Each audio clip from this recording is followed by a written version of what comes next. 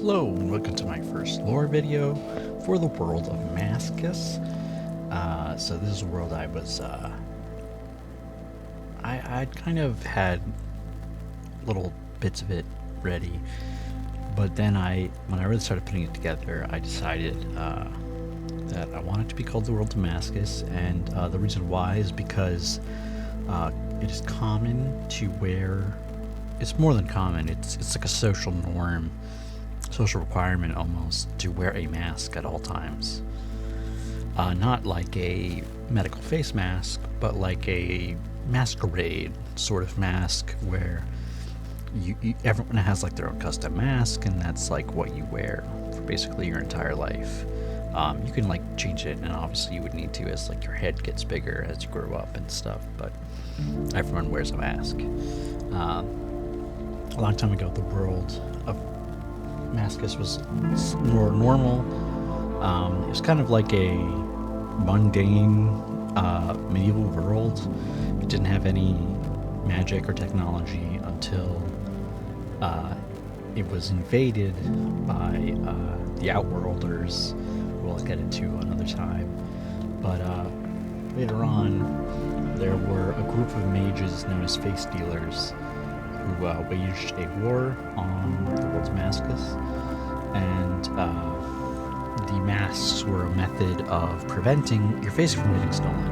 The consequences are getting your face stolen is essentially like you become like a horrible monster. They're like these like fleshy body heart creatures. But after the face dealers waged their war on the world, it began an age of superstition, and magic started to become very heavily regulated. Some types of magic were banned, and in general, mages need to be sanctioned by the church. Magic ability is something that also needs to be tested for. Some people have magic ability, some people do not. Especially to cast even more complex magics. Some simple magic can be cast just on its own, but you have to get surgery to get a device called a hemostatic harness installed into your chest to make you into a full-fledged magic user. And this is essentially a fifth heart chamber that converts your blood into mana.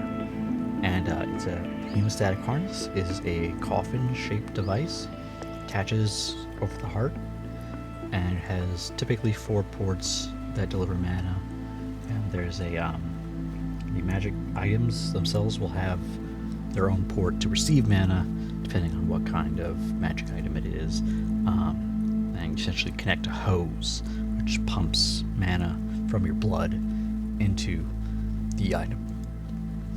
There are several varieties of magic items: self-repelling, direct, and impulse items. Self-repelling items just don't need any mana input. They, like, all their magic was put into them when they were created. Direct have a mana port, like I said before, and those are like, the most common one would be a magic staff for casting complex spells, and then the last one would be impulse, which you just need to be able to hold them to infuse it with magic and mana. Typically by someone with trained to have mana in the first place, but you don't need to connect to them with a hose.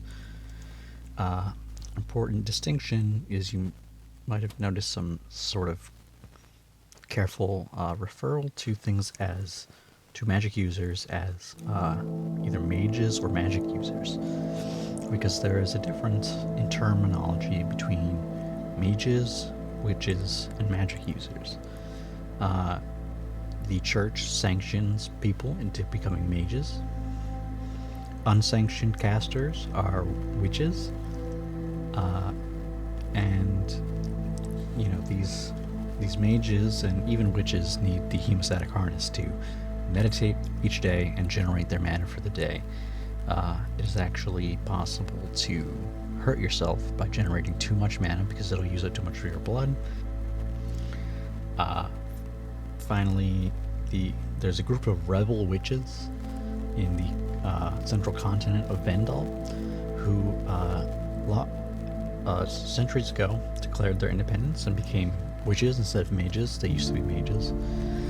And the war with them has been raging for centuries. They use all kinds of magic, sanctioned and unsanctioned, which gives them a great advantage because they can make horrible monstrosities and war machines.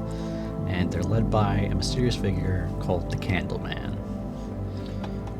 On screen, you will have been seeing various items, including a witch who serves by his side, known as the Black Knight. This is like his apprentice, and or so it is believed. And he and his cohorts have taken over a great amount of land, about like a third of the continent, and they are very mysterious and kind of difficult to fight. They seem to be able to pass through the enemy blockades with ease. It doesn't seem like anyone is able to prevent them physically from leaving, even though they've not been observed leaving. And this makes them very formidable.